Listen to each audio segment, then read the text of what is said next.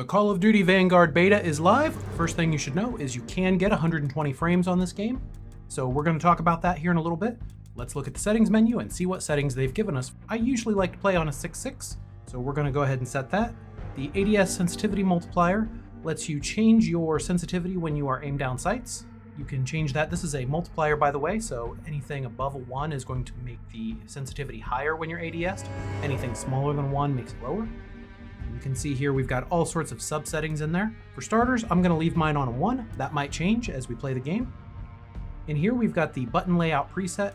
I am a huge fan of the tactical button layout, have been for years. Flip L1 R1 with L2 R2, absolutely. I'm 100% in favor of flipping, and the reason for that is the triggers L2 and R2, you have to push down on them for the guns to fire. So for anything semi-automatic, the L1 and R1, those buttons just work a lot nicer than the triggers. Next, we've got an option to invert the vertical axis. So instead of up looking up and down looking down, up can look down and down can look up. I like to leave that off. The aim response curve type here, we've got 3 options. We've got standard, linear, and dynamic. You can see what they mean on the screen right there. I'm just gonna leave mine on standard for starters. Controller vibration, I recommend disabling this because if your controller's shaking while you're trying to aim, it makes it harder to aim. Trigger effect, this is a PlayStation 5 specific option for the DualSense controller, and this gives you more resistance and vibration on the L2 and R2 buttons. I think that's a really neat feature for campaign, but I don't like it for multiplayer, so we're going to disable that. And because we're playing on controller, next we've got aim assist. I recommend leaving this enabled. There are a few different aim assist options. Play around with those to see which one's best for you. Next, we've got airborne mantle. This means while you're in the air, do you want to automatically mantle or not? I'm just going to leave this manual mantle. Automatic sprint is a big setting for Warzone. Automatic tactical sprint's very popular with the YouTubers, and that's because it helps you slide cancel, break cameras, things like that. For multiplayer, I think for right now, I'm just going to leave this disabled, but if you want to turn it on, that's fine too. Sprint cancels reload. I'm going to leave this off. Weapon mount activation. I would recommend setting this to whatever you're used to playing Modern Warfare 2019 or Warzone.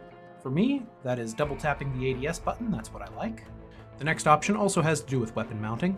When this option's enabled, then the mount is going to cancel when you back away from the object, and I like to leave that enabled. If you leave the next option enabled, then the game is going to automatically switch away from an empty weapon if you have no reserve ammo. For slide behavior, I highly recommend changing that to tap, and that just makes it a little bit easier to slide around the map. For sprinting and tactical sprint behavior, you have 2 choices here. You've got toggle and you've got hold, and I really like the toggle, and that's the default, so we're just going to leave it that way. ADS, again, 2 options, toggle and hold. I like to hold my L1 button down to ADS and let go to stop ADS. Same with equipment, we're just going to leave that at hold. Steady aim behavior. This is a newer feature in Call of Duty Warzone, and I like to see that it's returning in Vanguard. I love this feature. I prefer to toggle for steady aim because I don't want to have to sit there and hold in the left stick. It messes up my aim, so I'm a big fan of changing this one over to toggle. For interact reload behavior, I prefer prioritize interact. That means if I'm running around the map and pushing square in Battle Royale, it's going to pick things up. It's going to reload my gun if I hold in square, so it lets me choose which one I want to do based on the current situation. I prefer to leave automatic fire behavior on hold. That's the default, so we're going to keep that. The first option under the advanced section looks a lot like the sensitivity multiplier that we just looked at. In this case, this is a little bit different because this is only when you are holding your breath with a sniper rifle, so you can split that behavior out to be different if you want. The stick layout preset, in here you can change your stick layout to be left-handed or legacy, or there are a few different other options in here. If you use those, you already know what they are and which one you like. Personally, I prefer default. I believe this is a new option for Call of Duty Vanguard. The dead zone is when you start to push the button, it's going to get ignored. And the idea here is that if your button is just a little bit loose, then you don't want it to be pushing itself automatically. So you can adjust these if you want. It's going to vary based on your controller. I'm going to turn mine very low because as soon as I push that button, I want it to perform that action. So that's just me. And again, with the dead zones on the left stick and the right stick, I'm going to set those pretty low. This is a fairly new controller. I haven't used it a ton, so hopefully the dead zones are pretty low. I'm just going to set those to 3 for now. Playing the game, if you feel like you've got really bad stick drift, these are the values you want to come in and you want to increase these. Down here we've got the max input dead zones. I'm just going to leave those to 99. Auto move forward, absolutely not. I only want to move forward when I'm pushing the stick forward. When I let go, I want to stop moving. Door bash interaction. This is an interesting option. You've got two choices here. You either have to push the interact button, in my case that's square, to open the door, or you can have automatic and you can run through and bash the doors open. The very last option on the first page here is quick satchel charge detonation. Pressing lethal equipment will make you detonate any satchel charge before throwing another one. I like the sound of that, so I'm going to go ahead and enable that. Next we have the graphics page. The safe area just controls where the minimap and the rest of the HUD gets displayed on the screen, so you can change this around to your liking. I personally like to pull everything in a little bit just so the minimap isn't all the way at the edge of the screen. Next we have the 120 Hz refresh rate. You have to have this enabled in the PlayStation settings. I believe you also have to have HDR disabled for this to work. So we're going to have that turned on. In here you can adjust your brightness. I have mine set at 55, which is just a little bit above the default. You can customize colors here for your heads-up display. Next we have the camera movement option, and this controls the camera shake. You can make the camera shake a little bit less.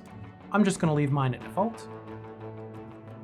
A few options I am not going to leave at default. Right here under graphics, I'm turning off all of these blur options. Anything that creates blur in the game, I don't want it. I'm also going to disable this last option, on-demand texture streaming. Under audio, I'm just going to leave all these at the defaults for now. I am going to turn the music down just a little bit because I don't want that to overpower anything important like footsteps. And everything else on this page looks fine. Under interface, you can turn on subtitles. You can also change the size of the subtitles, that's nice. And you can also enable or disable the text chat down at the bottom right of the screen. We're just going to leave that. Down here, we've got some nice telemetry options. I'm going to enable all of these, except the system clock. We're going to leave that one off. Everything else I think I'd like to see. And let's go ahead and make the, you can see this size is nice because it does change the size. I'm going to leave these at the default size. Next we've got some HUD elements. I'm going to leave the minimap shape at square. We're going to leave rotation, crosshair bobbing. Don't really, you can choose letters or numbers for your compass. I'm just going to leave that at letters. Next we've got mouse tooltips. I'm not using a mouse on my PlayStation, so I'm just going to leave this alone. And I really like the in-game alert options. I like how they've spelled these out so people don't have to guess what they mean anymore. The keyboard and mouse page is disabled for me because I'm using a controller. Then we've got account and network. You can see here you can enable or disable crossplay communication. You can link to your Activision account in the game. You can show or hide your IP addresses, geographical region, and you can disable graphic content. And the very last option on this page is a streamer mode to help combat stream sniping. If you want to see more Call of Duty Vanguard content in the future, be sure to subscribe to the channel and ring the notification bell so you don't miss out on my future uploads. And as always, thank you very much for watching.